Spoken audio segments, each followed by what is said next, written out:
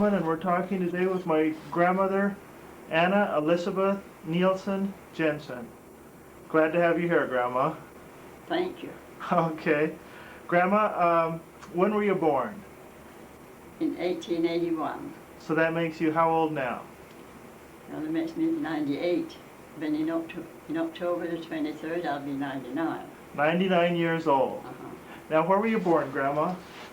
I was born on a place that's called Skogar Brickyard. Skogar Brickyard? Yeah, it's tailwork in Danish, but in American it's brickyard. Oh, I see. My father was foreman on a brickyard for years, in fact all his life. In Denmark, when you have a job, you stay with it, and then you get, after you retire, you get, how do you say that? Pension or? Pension. I see. What was your mom and dad's name? My father's name was Peter Nielsen, and he was from Sweden. Oh. My mother's name was Elsa Sorensen, she was from Denmark. How old was your father when he died? He was 93. 93 years old, huh? And what about your mother? She was 89. She didn't live quite so long, huh? Not quite so long, no. What year would he have died? Do you remember? What year did your father die? He died in 1919. 1919, and he was 93 years old. How many brothers and sisters do you have, Grandma? Well, there was 12 of us. There was a brother first, Erastus, and then a sister, but she passed away when she was small. And then it's let's see, I got him here now. Then it's Niels. He was the one that joined the Mormon church and came to America first. Oh. Not to America. But I joined it and I came first. Okay. Is that all right? Oh, there's nothing you can say is wrong. His name is Nielsen. It's Jens. I think I'll say him in English because then you understand it better. Okay. There's Jim, that's what you call him here. Jim. And Søren. And Ottilia. And Peter. And then it's me, Anna. And then there's 4 girls after: Christina, Emilia, Elvira, Dusina. Dusina, she was the 10th. She was the 12th. She was the last one, huh? She was the last one. She's the only one that's living now besides me. So it's just the 2 of you? That's just the 2 of us. All the rest has passed on. Okay, tell us a little bit about Denmark. What do you remember? What do you remember from being born over there and growing up? Well, yes, there was all kinds of work there for people in Denmark, the different kinds. Now, we had a school, and you were very strict in school. We only had 1 month during the summer that we was out of school. Huh. When I was 13, then I graduated out of the, what do you call it, over the school. And then I went to Copenhagen, that's the capital of Denmark. I went to school there and took home economics for a year. And then I went into the capital. I had 2 brothers and an uncle living in the capital, Copenhagen, at that time. And so I went in there and got a job. This is at age 15? Huh? You were how old when you went to get your job? No, 16. Oh. Yeah. And I got a job for a retired general and his wife. And I worked for them for 3 years because I was graduating out of home economic, and he had lots of parties, but I didn't have to do so much of the work. I had 2 ladies help me to do the work. Now, what was your job there? Just to do all the housework, cooking, or just like an actual home. I see. But he had the washing done out. One to come to wash, and one to come do the ironing, and one to come once a week to clean the house. I had to cook the meals, and otherwise take care of the family. There's only 3. And I was there 3 years. Then the lady, she died, and then the daughter, she was an older lady, but she'd never been married, and she went on her father, he went to the where he retired, where the generals and retired, she always have back in Denmark. There's a place that when you get old enough you go, just like you have here. Uh-huh. And the daughter was sent to one place and he went to another. And then I went and got a job and I worked in a factory. What kind of a factory? It was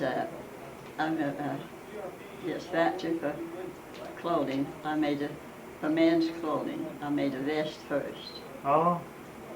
And then after I got through, I got my vest run down and got my degree on that. Then I got a chance to come to America. Okay. Tell us something about what young people did in Denmark. What'd you do for recreation? Well, for recreation, we had lots of dances. And we also played ball. What kind of ball? Just throw the ball and catch it, mostly. Oh. Uh-huh. And we had the rope to jump. We had, what do you call them, a rope, and then we'd put it up and put it up and put it up and see who could jump the highest Oh, I see. on the rope. When you got older, what did young people do? Oh, we go to dances and we go to show. They had show right there in town too, in Copenhagen, and we go to them. Then we go to a dance generally once a week, and so I just take our bicycles and drive out in the country. Bicycle a lot?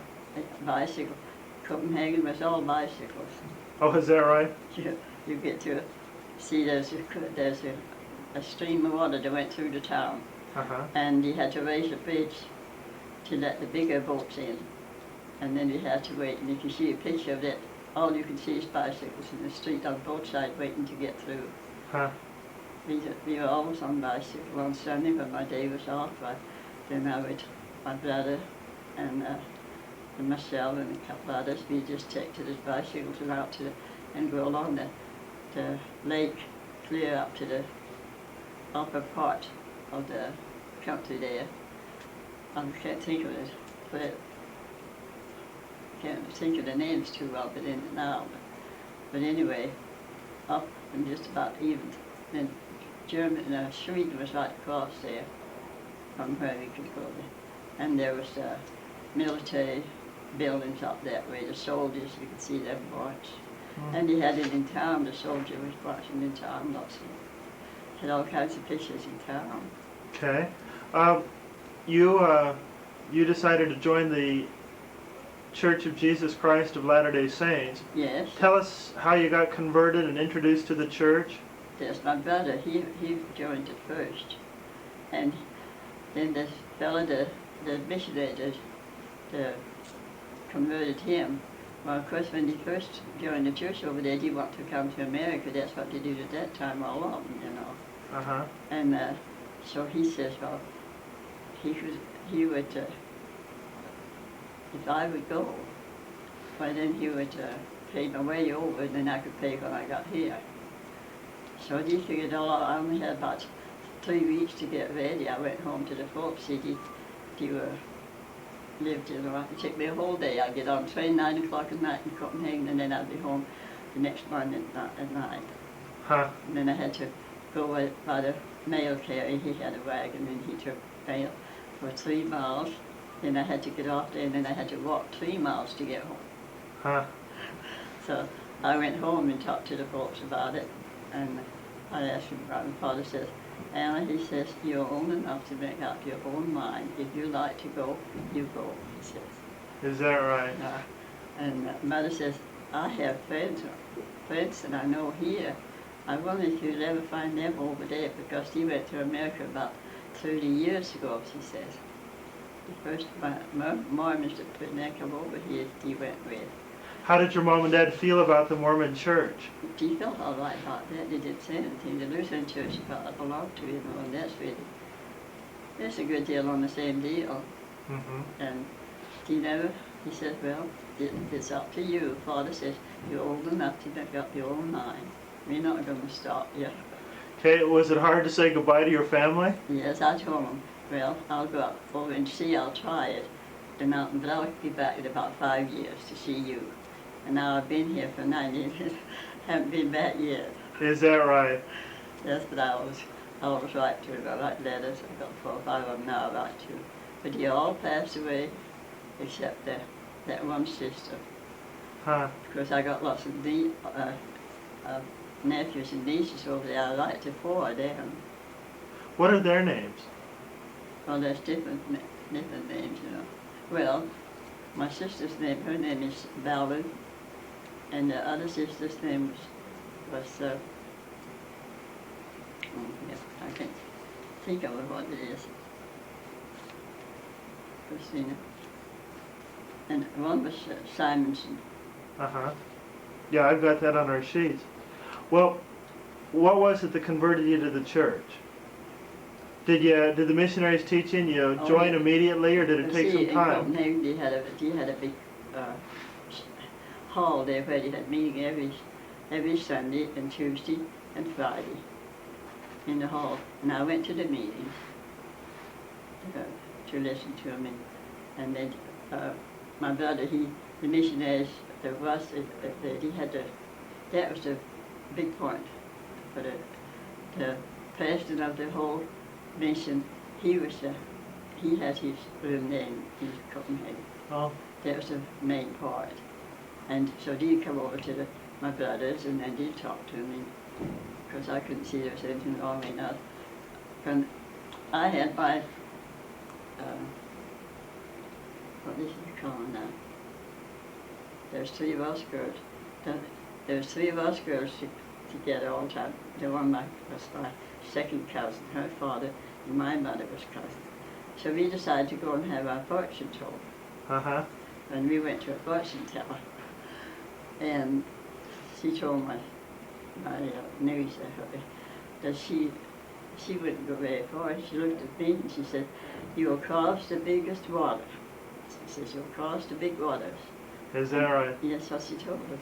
Huh. "You'll cross the big waters and you'll be a long ways off." Okay. And that other one, she told her, "You won't leave the country. You'll stay here, but you will," she said to me. So she kind of told her right, huh? Yeah, she told her. Well, we just got, there were so many of them that told fortunes. Sometimes, I guess there's some of them, but we just done it for fun. We thought we were to go up and see what she'd tell us. Yeah. And, tell us about the trip coming over to America. Well, there was 93 of us. And we went on the train and got on the boat in Esbjerg, in Denmark. And then we went across to England and across to Liverpool. And then we got on the big ship to come to America. There's a big steamship? Uh-huh. Yeah, there's the 3 departments, and there's the first, second, and third. You divided into 3 different parts. Uh-huh. The first, he had a little higher ticket to pay. The middle one, that's what I was in, there was the second, but then there was some that was in the back. He had to take care of himself, but we didn't, we all waited on him. Oh, is that right? Yeah, we had all our meals, our beds and things made for us. We don't have to, but us girls, we always made our own bed. We wasn't kids, but had a fella come in and do that, because there was a man that worked on the. Is that right? Yeah. Was the food pretty good, or? The food was good. We got good meals. We got really good meals. We had our own napkins. To give us a napkin with a number on it. We had to take care of them, put them in a drawer, and we had to sit in the same chair, the same place at the table every time we went out. But there was the first deck that had tables all over where there was wonderful on the board on the ship. How long were you on the ocean? 9 days. 9 days crossing the Atlantic. Yeah, we got so, and we had twice. We had storms, blow, and shakers. He put us down in the bottom, and there's someone that said to the captain, he said, "What? Ain't you worried what do you think you had this here storm? Why should you worried?" He said, "No, not as long as I have the bottoms on the board." He says, "I'm not afraid." Is that right? He said, "Every time when I don't have them, then I worry about them. As long as I got some bottoms on the board," he says, "I don't worry." He walked down the line. He come out. Bounced the camera. Kind of an interesting story. Let's take just a break for a minute. Okay, Grandma, so you arrived in America. Where did you arrive? I arrived at West Malleable. Okay, you arrived first of all in New York City? Oh, well, we came over to, now this is Boston. Boston. Now let's say Boston.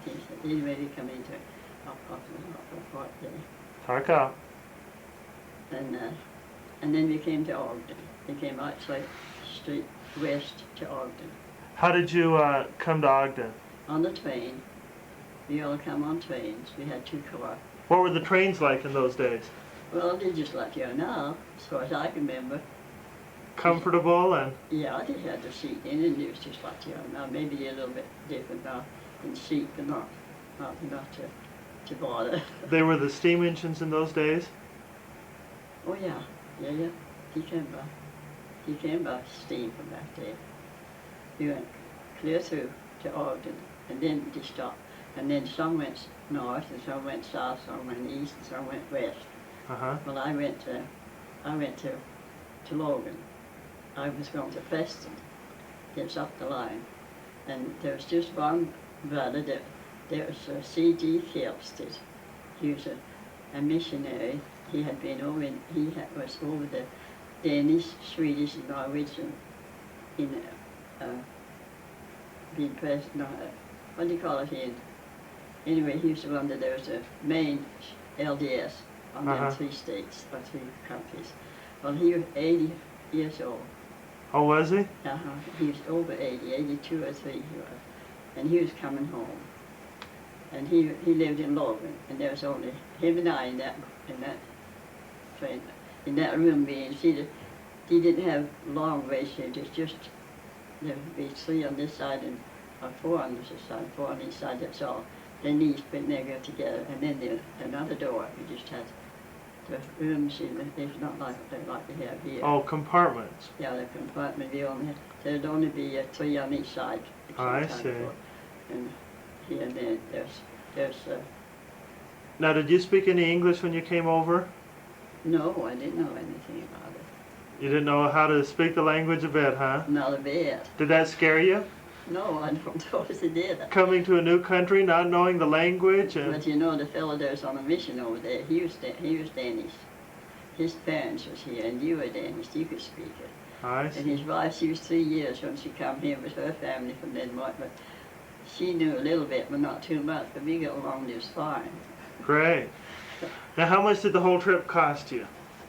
It just cost me $100. $100 for the ticket, and then we were supposed to have about $25 in our pocket. When we got to be landed, then everybody had to go through a ring to show that you had that much money.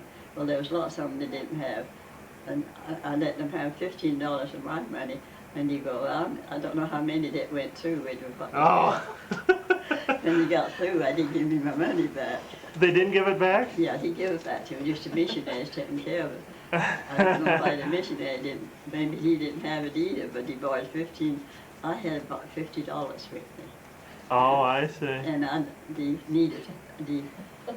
couple of them needed $15. I let them have the $15 to go through with. And I don't know how many it went through with because it's a long time. By the time they got through, there's a lot they used to.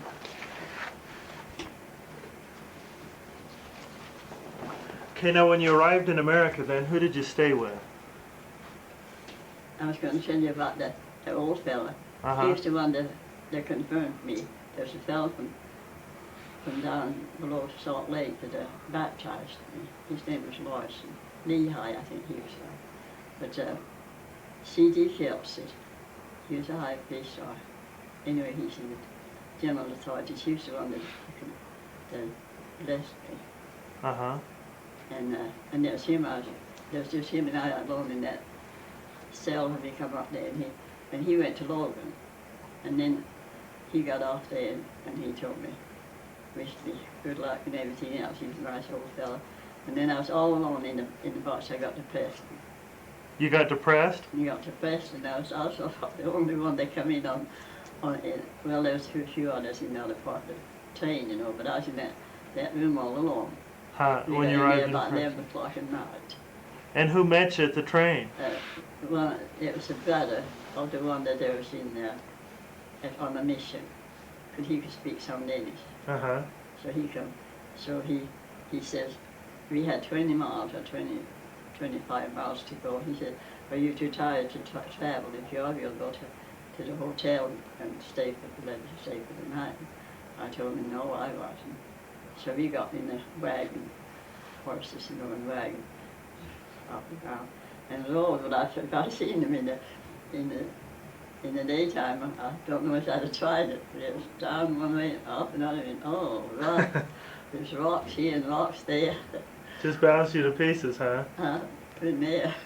Okay, now, who'd you go to work for then, when you got to Preston? I was to work for his brother up there.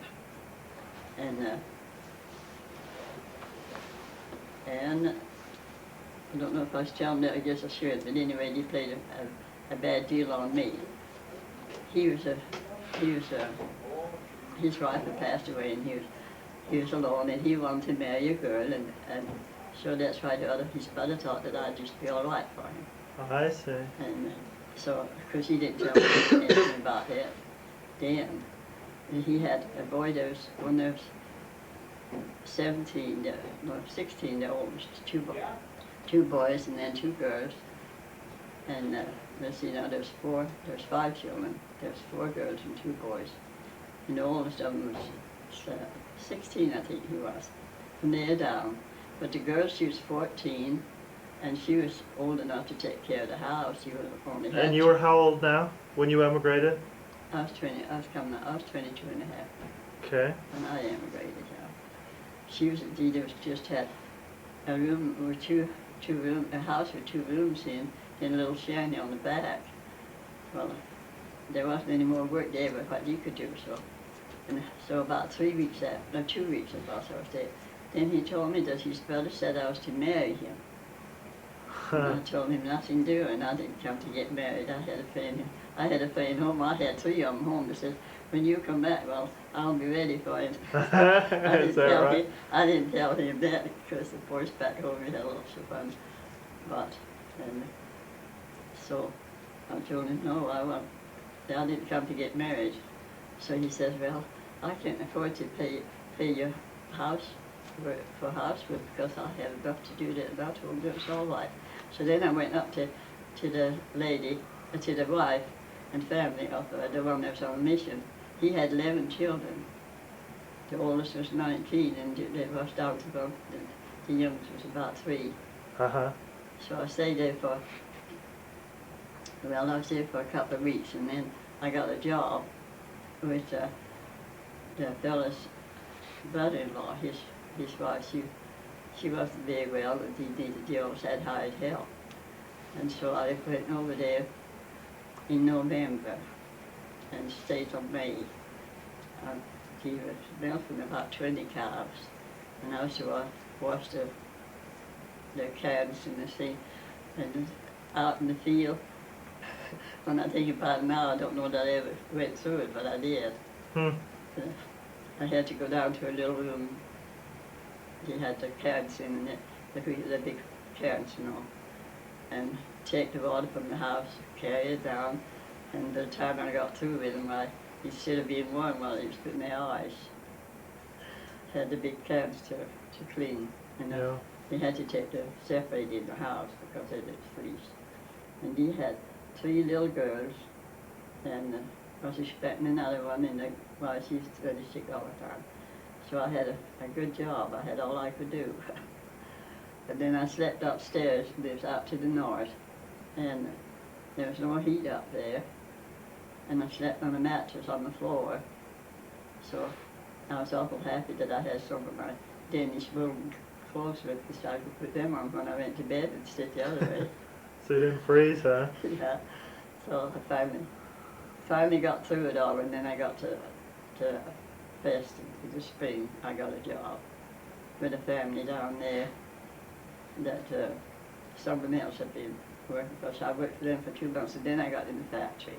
What factory was that? That was a knitting factory, because I was used to that work. Yeah. factory. Yeah, there was a knitting factory there. And he was Danish. He could talk Danish as well as I could. And so I run the machines there. He had electric machines to be made underwear, and we knitted blouses and sweaters and stocking caps and everything else. Okay, now, how were you learning English through all of this? Oh yes, I tried to. I memorized all the species of America and all the capital of all of them. Oh, is that right? That's the first thing I did. all the states and all the capital. Did you regret during any of that time when you were moving around that you'd come over? Oh, I do. At first, I was so homesick. You know, at first, when I found out, well, I was up in the hills, right against the mountain. We'd never seen the sun until about 11 o'clock. I was right up in the hills, up in the mountain, and so close into them that we had to put our head up and look, and never come over the mountain till 11 o'clock. And you were used to the nice flat land of Sure, I was. Denmark, huh? I hadn't seen the mountain until I got there. But anyway, I stayed with them for about 2 years on the machine, in the factory. Okay, now somewhere along here you met a young guy named Elmer Jensen. Yes, he was taking a missionary course in college there in Preston. Uh-huh. That's where, but then we had the same church to go to. That's where I really met him, in the church. He was in the choir, and he put me in the choir. Okay. So we had. Why did you pick him from all of the ones that you must have been learning to know? What attracted you to grandfather? I don't know, so I picked him, he picked me. Oh, is that right? Yeah. He had a buggy and a horse, and we would go buggy riding, and we take others with us from Saturday we'd go buggy riding when we didn't have to work. And we had quite a good time down to the lake and swim and go back and so on. And a group of us, there was only 6 of us that went together. How long did grandfather court you? About a year. Do you remember when he proposed? I think we started to go together about February, and we got married in November. So I was something all year. I didn't want to. You didn't want to marry him? No, I didn't want to get married. I wanted to be my own boss. Oh, I see.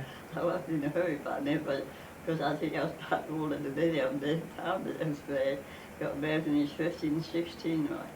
Now, you were how old when you got married? I was 27, see. 27? Been there. See, I went with him. I was 23, and I was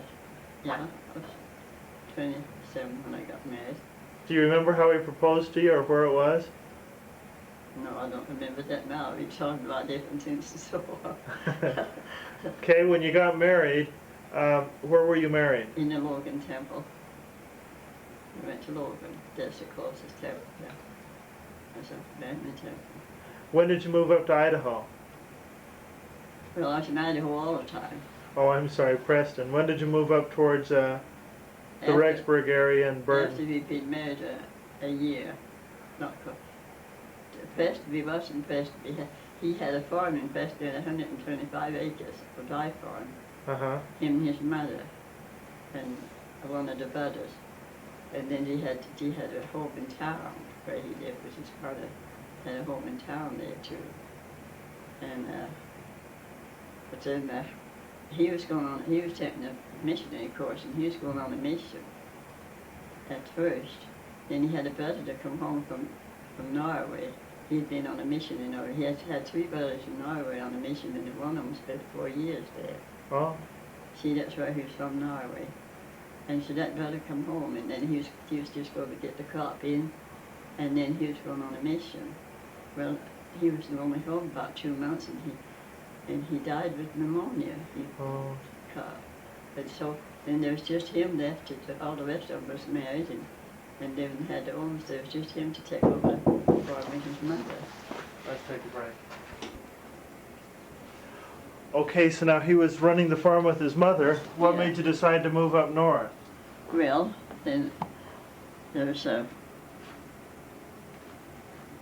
a company that Well, I don't know just how they all come out anyway, but there's a company that are up there up in St. Anthony. There's a fellow up there that he knew right well, and he come down, and of course there was grandmother and then that other boy, and then on the farm. So then he told him that he had lots of land out there to sell, and it was cheap and everything. So then he decided that he would move up there, the two boys. Of course, the one boy didn't come anyway. He was married then, but he stayed down. He just Elmer got. Then we had a hired man and his wife and children with us. He decided to give. We had 400 acres, and it was going to be so bright. And when you got up there, there wasn't hardly any of it in use. There was only about not even half. Wow. It was rocks. Now this is Wilford and... Yeah, Wilford and Wilford stayed in Preston. Oh. We had the hired man with us and his I wife. see. But So Wilford talked him into buying it, and then he didn't come. him and his brother, the three brothers, he talked them into buy that up there, and for him to, he was the one that had to go around the street. I see. So that's how we got up there. And like I say, we went up. Then he thought we had a lot, but we had about, there was just rocks and hills and rills around it. There was a little house that had 2 rooms in it. Mm-hmm. Yes. Now this was in where? Yeah, it was in St. Anthony. Okay. Yeah, this house in Anthony. So we had the one room, but there was no upstairs. We had one room downstairs and one upstairs, and then there was a little house besides there, and that's where the hired man was in. But we all got along all right. There was buildings for the cows. We then got the cows, and we had 20 cows, and we had 30 pigs, big pigs. We made pig pens for him. He built them all up and had them in different ones. And then we had sheep, and there was a pond around there, and I had geese and ducks and in the pond, and I had chickens. So we was all busy. I see. Okay, tell me about your children. Well, we had been on dry farm and different things like that, but I decided that anyway, I put it that we should be so the children could go to school. So we finally we sold a place out there in St. Anthony and moved to Burton. Over to Burton. Over to Burton, yeah. And we had land there. We had 160 acres there, but that's for the 2 of us. By that time, Wilford and his family had come up there. So we lived there quite a while. And is that where most of your kids grew up? Yeah. Was in Burton? Our son, Emery's born in Preston. Our son Leonard is born in St. Anthony, and the other 4 in Burton. Okay, Grandma. You're nearly 100 years old now. You've seen nearly a century pass by. What are some of the changes that you've seen that you think are good changes? In them years? Yeah. Well, there's been lots of things, been like having all the cars you want to have, and machinery and all different kinds for farming, and such for many things that I can't mention them all. Do you remember when the first car came to town? Yes, took the whole time to go out and see how it would go. Is that right? It's up in Burton. Who bought the car? Do you remember? Well, I don't remember now though who it was that had the first one. When did you buy your first car?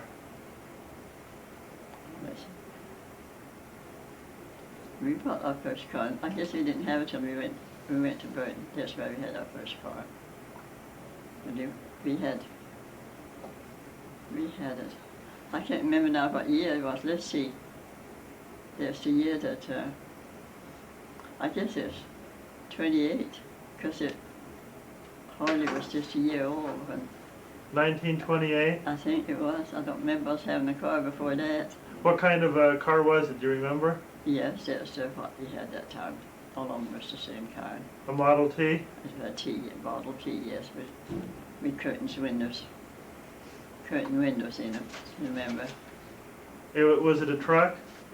No, it wasn't a truck, it was a car. We had the truck when we was on the dry farm after, then we had the big trucks Oh, I see. when we was in Burton. Let's see. Yeah. Did you remember getting a tractor when they came on the scene? Oh yes, I don't remember the years. I Yeah. never kept track of that. We had the big truck when we was on the dry farm in 1919. I'll have to take that back. What I said, we didn't get till before 1919. We was on the dry farm. We had a great big truck. We also had a car. I see. So we got them before that. So you got them when they were pretty new still? Yes, there wasn't too many of them when we bought them. So that we could travel back and forth with the family in it, and also had to take our grain. We had to haul our grain downtown, out to Now, how big was the farm that you lived on when you were in the Burton area? we had 160 acres. And 160 acres was big enough in those days that it could support a family of 7 children? Yeah, we didn't have 7 that time. We did it well, yes. But Elmo, he ran the school bus for 15 years in where we are now in Lorenzo, and he ran the school bus in Burton too for a while. Oh, I see. And then he worked in the summertime. He would work on the highway for the county. He had in between, because the boys was home and they were big enough to take care of. He was milking 18 cows at that time on the farm. I milked my farm. That's what kept us, you know. I had 100 chickens. 100 chickens, huh? Yeah, and I had turkeys and geese, and we had about 20 pigs, I guess. Anyway, we had the stock. We got our milk and everything. We didn't have to. We got our cheese and our butter from the creamery. We sent milk every day, you know. Uh-huh. So that when we was in St. Anthony, we had to send our milk and cream to the next state on it. Over into Wyoming? Yeah, that's why we had to send our milk from there. Every week we'd have to, we were milking cows up there till we had 20 head or more. I see. And we would take the milk and send off that way. Tell me about Grandfather Jensen. What kind of a man was He was a man that didn't use many words. He rather listen than talk. He listened to the other fellow and let him do the talking. But when he said something, he meant it. There's one of Wilford's boys, you remember what he said? He said, he told me to do this and that and that. And I said, well, I didn't think that I should do that. We had Wilford's boy working for us too, because we had some, and his uncle just looked at him. He said he knew that it was better get out and do it. He didn't say anything, he just looked at him and left. He didn't say much. Was he a good husband? Yeah. No, we never had any trouble of any kind. Didn't you? No. Didn't get in big fights or? No. If anything that should be said, it was me that said it. Oh, he is just there? sat and looked at me. Sometimes he wouldn't even answer me. Well, you like to talk, so was that kind Yeah. of hard to live with a man that didn't talk much? He didn't talk much. He'd stand with a group and listen to what they'd say. He'd never say anything. And that's the way it was home. I done the biggest part of the talking. But then he done what he wanted to anyway. What kind of a father was he? Well, he was good. I never knew of him. Only once, I think, he used a little will on it. He was going to, but he didn't use it. Just Preston, he went over to the neighbors and he told him not to. And I can remember now, he left him down there. We had a big orchard there. We had trees of all kinds of fruit, you know. And Preston, he was down there, and he went over to the neighbors and he told him to come home, and he did come. And then when Dad came up to the house, he just got on the doorstep and he turned in, he seen him cross the road to run over again. Then he went after him. And he went and got him, and I don't know, he just tried him down the yard. He says, you promised you won't go, and he wouldn't promise he wouldn't. He says, well, I guess I'll have to get used to Willow on me. He says, I won't go. So that was that, huh? That's all I know about it. But he never whipped the kids. He never slapped the kids that I ever know of. I guess he know or two. Huh. But oh.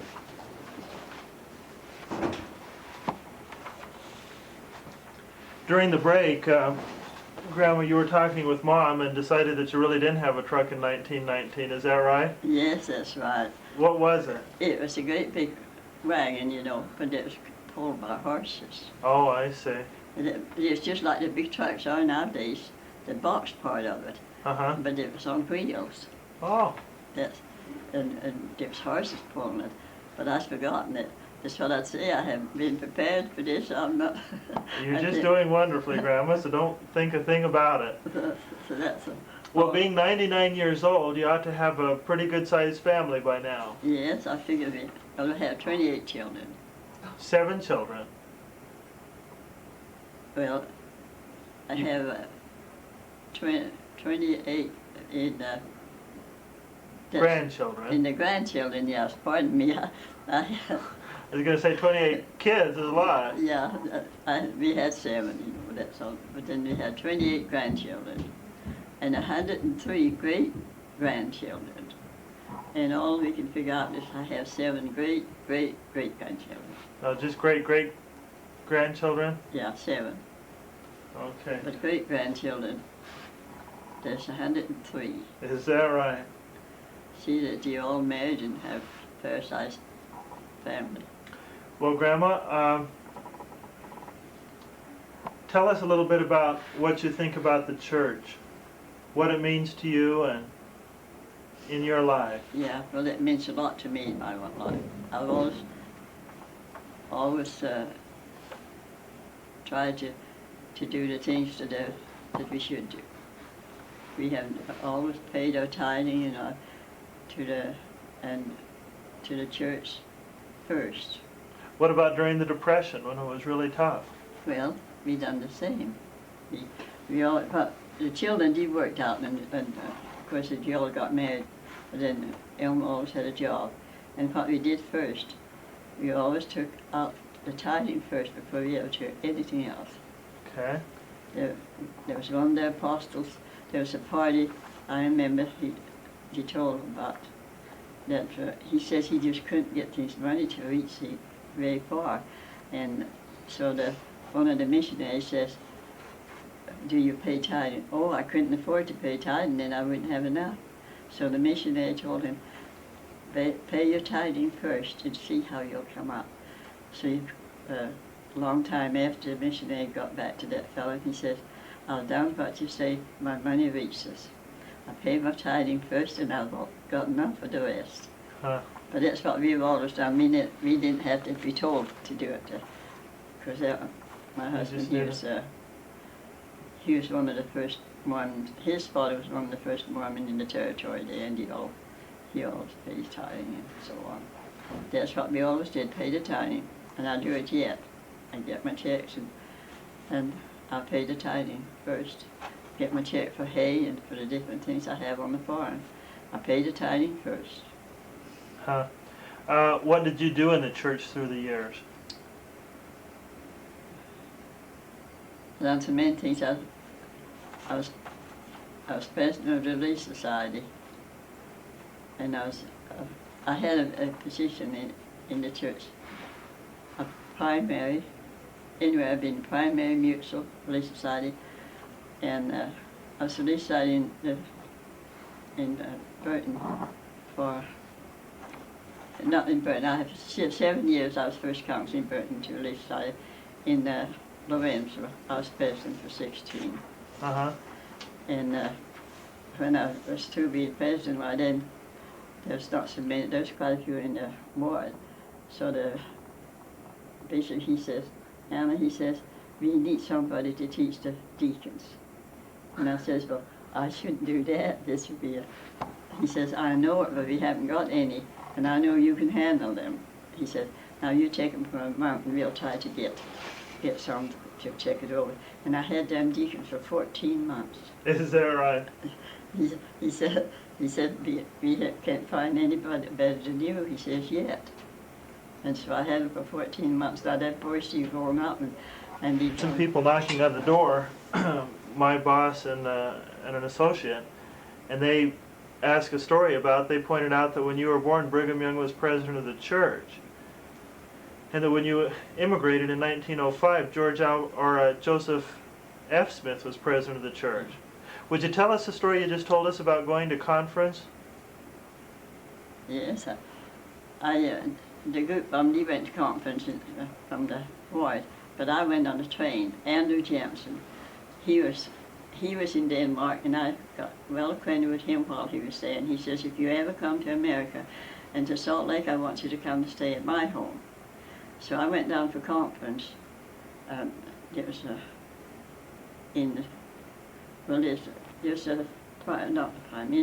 mutual conference like we had in the summertime.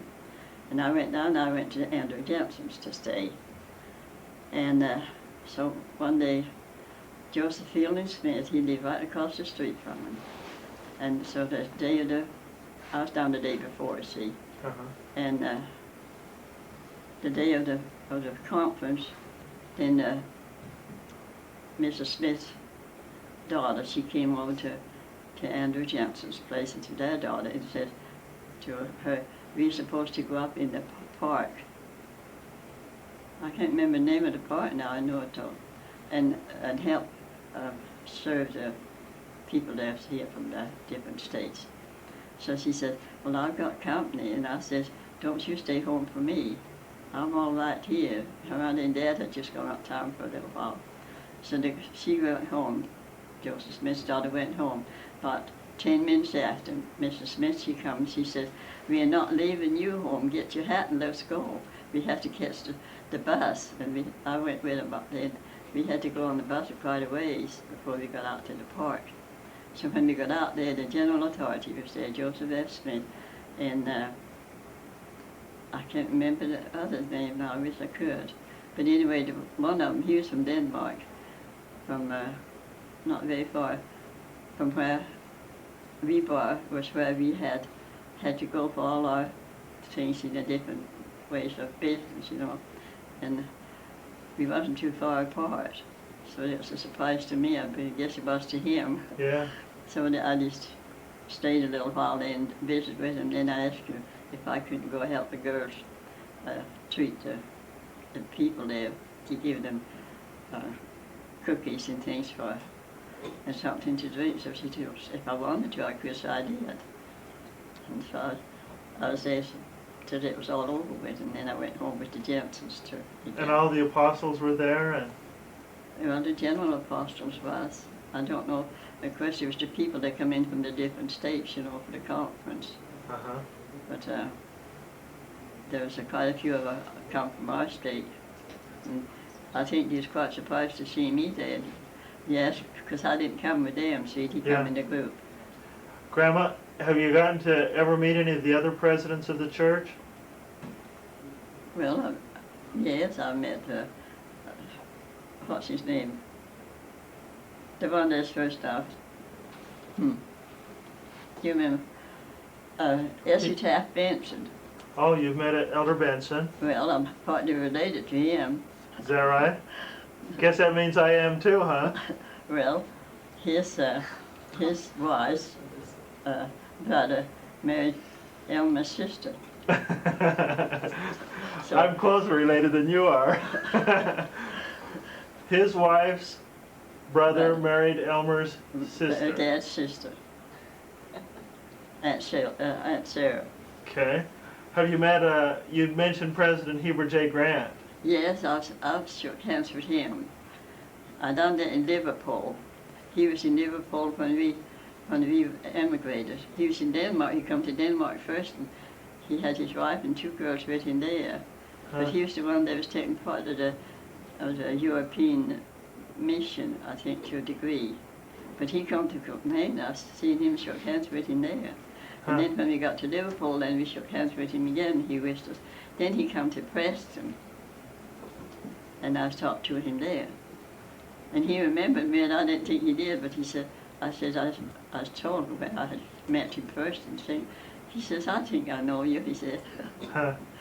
So that's what I say, but I shook hands with Joseph F. Smith too. And I was at the Logan Temple when that was, no, Idaho Falls Temple when that was, and I shook hands with. When it was dedicated? When it was dedicated, yes, with the one that died so suddenly. After President Grant, then it was him. George Albert Smith? Joseph Albert Smith, yeah. George Albert Smith. George Albert Smith, yeah. He's the one that was president while Hardy was in the mission field. Oh, and so you met him when he dedicated the Idaho Falls Temple? Idaho Falls Temple, I met him and shook hands with him. How did you go to the temple in those days? The closest before Idaho Falls was in Logan. Yeah, we went to Logan. We always went down once a year. I got 272 names from the Logan Temple. 272 names Yes. that you went through for. That we went through for, yeah, that's the 2 hours. And how many names at the Idaho Falls Temple? I don't know. I don't think, I haven't, but I haven't counted them. I see. I put them in envelopes, I have, but I have that for Logan, and I have quite of them put on paper. Have you ever gone to the Salt Lake Temple? No, he never had that open when there was conference, you know.